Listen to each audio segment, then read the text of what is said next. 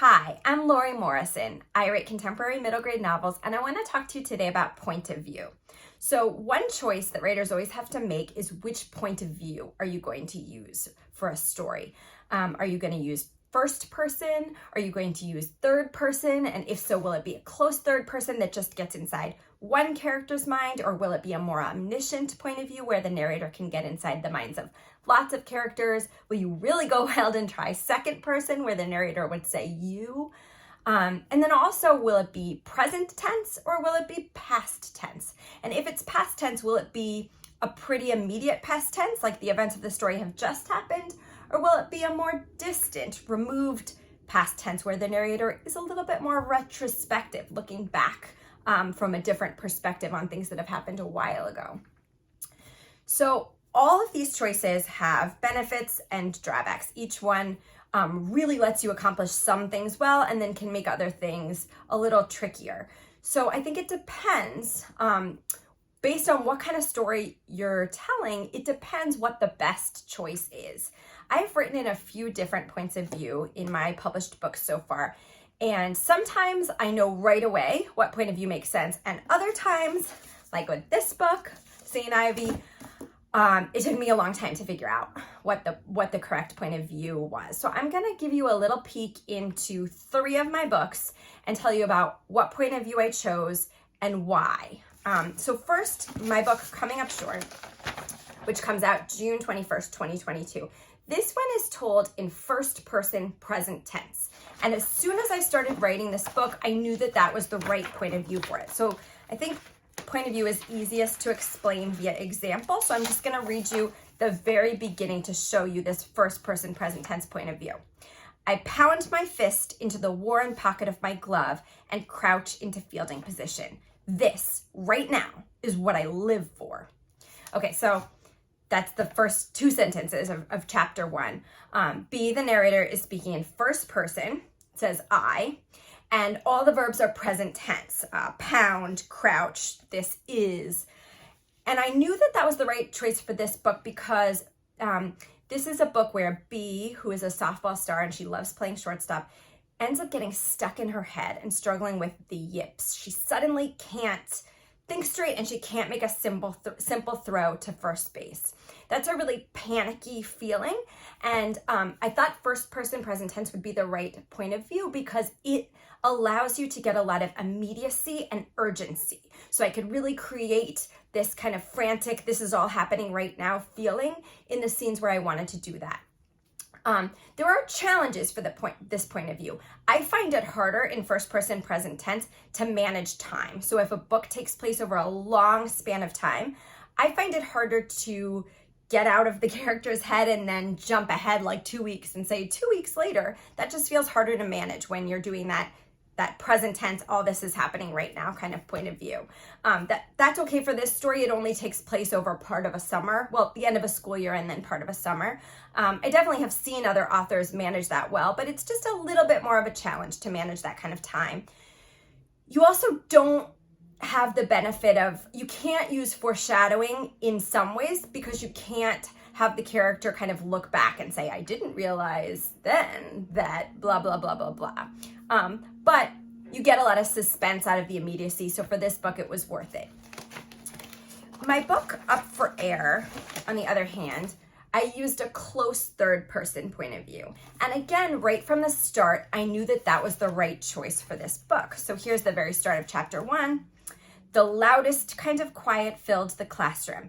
Pens scratched paper, erasers squeaked, and desk legs groaned as the clock on the wall tick, tick, ticked. Faster and faster, it seemed, even though Annabelle knew that was impossible. She was almost out of time.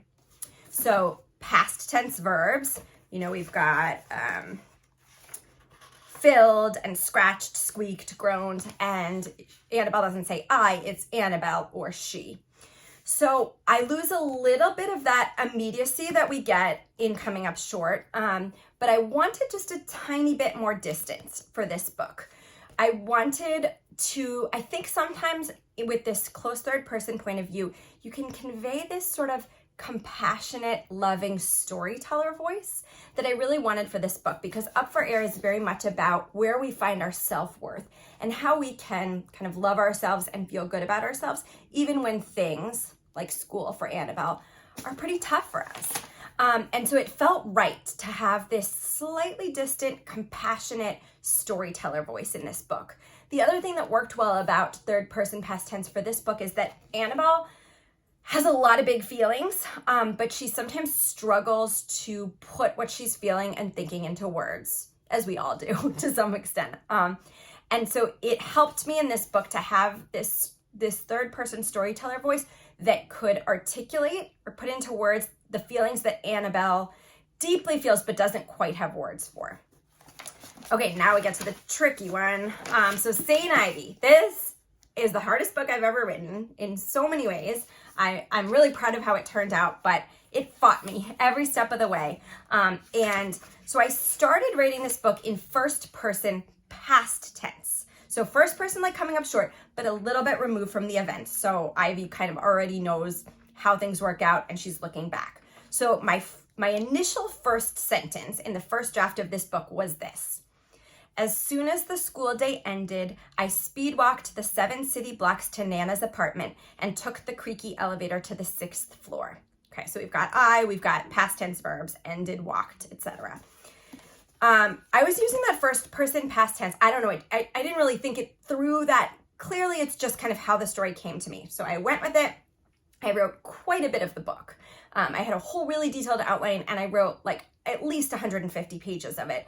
And then I just got totally stuck.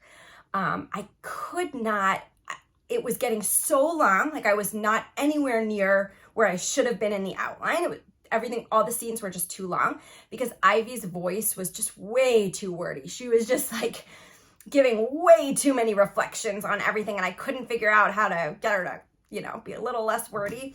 And I was also really struggling. There's a mystery element in this book. So Ivy is receiving these anonymous emails and she gets really fixated on trying to figure out who is emailing her because she wants to help this person.